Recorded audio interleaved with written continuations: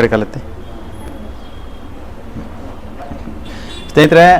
ಸಾರಿಗೆ ಬಂದು disc bulge L2 to S1 and lumbar spondylosis ಇತ್ತು. ಅದು ಬಿಫೋರ್ MRI ತೋರಿಸ್ತೀನಿ ನಿಮಗೆ. ಯೂಶಲಿ ಒಂದ್ಸರಿ ಡಿಸ್ಕ್ ಬಲ್ಜ್ ಆದರೆ ಅದು ಹಾಗೇ ಇರುತ್ತೆ ಪರ್ಮನೆಂಟಾಗಿ, ಮತ್ತು ಅದು ಬಲ್ಜು ವಾಪಸ್ ಹೋಗಲ್ಲ, ನಾರ್ಮಲ್ ಪೊಸಿಷನಿಗೆ ಬರೋಲ್ಲ ಅಂತಕ್ಕಂಥದ್ದು ಇರುತ್ತೆ. ಇಲ್ಲಿ ನೋಡಿ,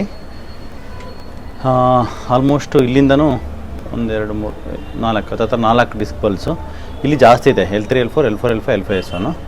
ಸೊ ಇಲ್ಲಿ ಈ ಥರ ಇರ್ತಕ್ಕಂಥ ಕಂಡೀಷನ್ ಇದು 2023 ಅವರು ಮಾರ್ಚಲ್ಲಿ ಮಾಡಿಸಿದ್ರು, ಆಲ್ಮೋಸ್ಟ್ 2.5 years ಬ್ಯಾಕು.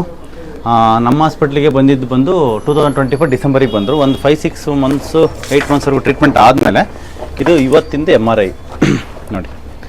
ಇದು ಆಲ್ಮೋಸ್ಟ್ ನೀಟಾಗಿ ಒಂದು ಅಲೈನ್ಮೆಂಟ್ ಥರ ಕೂತ್ಕೊಂಡಿದೆ. ಇಲ್ಲಿ ಇರ್ತಕ್ಕಂಥ ಡಿಸ್ಕ್ಸು L2 to L5ವರೆಗೂ, L5 ಆ್ಯಂಡ್ S1ವರೆಗೂ.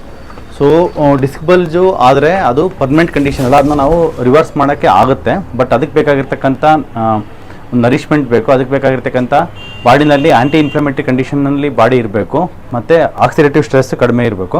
ಆ್ಯಂಡ್ ಮೋರ್ ಅದರೊಳಗಡೆ ನಮ್ಮ ದೇಹದಲ್ಲಿರ್ತಕ್ಕಂಥ ಏನೇನು ಟಾಕ್ಸಿನ್ಸ್ ಇರ್ತಾವೋ ಟಾಕ್ಸಿನ್ಸ್ ಇಲ್ದಂಗಾಗಿ ಸರ್ಕ್ಯುಲೇಷನ್ ಇಡೀ ಬಾಡಿನಲ್ಲಿ ಚೆನ್ನಾಗಾಗಬೇಕು. Like it should improve circulation to every part of the body. ಆಗ ನರಿಷ್ಮೆಂಟ್ ಸಿಗುವಾಗ ಅದು ಡಿಸ್ಕು ಬಲ್ಜೌಟ್ ಆಗಿರ್ತಕ್ಕಂಥದ್ದು it will go back to its normal position. It is also possible. Just exercise ಫಿಸಿಯೋಥೆರಪಿನಲ್ಲಿ ಎಷ್ಟೋ ಕೇಸಸ್ ಆಗ್ತವೆ, ಇದರಲ್ಲೂ ಕೂಡ ಅದೇ ಥರನೇ ನಾರ್ಮಲಿ ಬರ್ತಕ್ಕಂಥ ಕಂಡೀಷನ್ ಇರುತ್ತೆ. ಇವ್ರಿಗೆ ಮುಂಚೆ SLR ಕೂಡ ಅಂದರೆ ಸ್ಟ್ರೈಟ್ ಲೆಗ್ ರೈಸಿಂಗ್ ಟೆಸ್ಟ್ ಕೂಡ ನೆಗೆಟಿವ್ ಬರ್ತಾಯಿತ್ತು. ಒಂದು ಕಾಲು ಎತ್ತಿ ತೋರಿಸಿ ಸರ್, ಫುಲ್ ಎತ್ತಿ. ಎಸ್, ಆ ಕಡೆ ಎತ್ತಿ ಸರ್.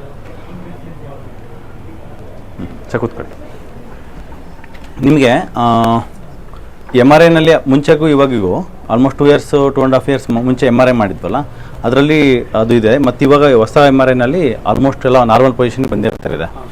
ಸೊ ಇದು ಇವಾಗ ನಿಮ್ಗೆ ಹೆಂಗೆ ಅನಿಸ್ತಾ ಇದೆ? ಲೈಕ್ ವಾಟ್ ಈಸ್ ಯುವರ್ 50% ಕಡಿಮೆ ಇದೆ ಸರ್. ಹೌದಾ? ಪೇಯ್ನಲ್ಲಿ ಬೆಟರ್ ಅನಿಸ್ತಾ ಇದೆ? ಸ್ವಲ್ಪ ಕಂಟ್ರೋಲ್ ಹೇಳೋದು ಮಾಡೋಕ್ಕೆ ಸ್ವಲ್ಪ. ಓಕೆ. ಮೊದಲು ಒಟ್ಟು ಇದು ಬಾಗಿರಿ ಇಷ್ಟು ಮಾಡಿದ್ರೆ ನೋವು. ಓಕೆ.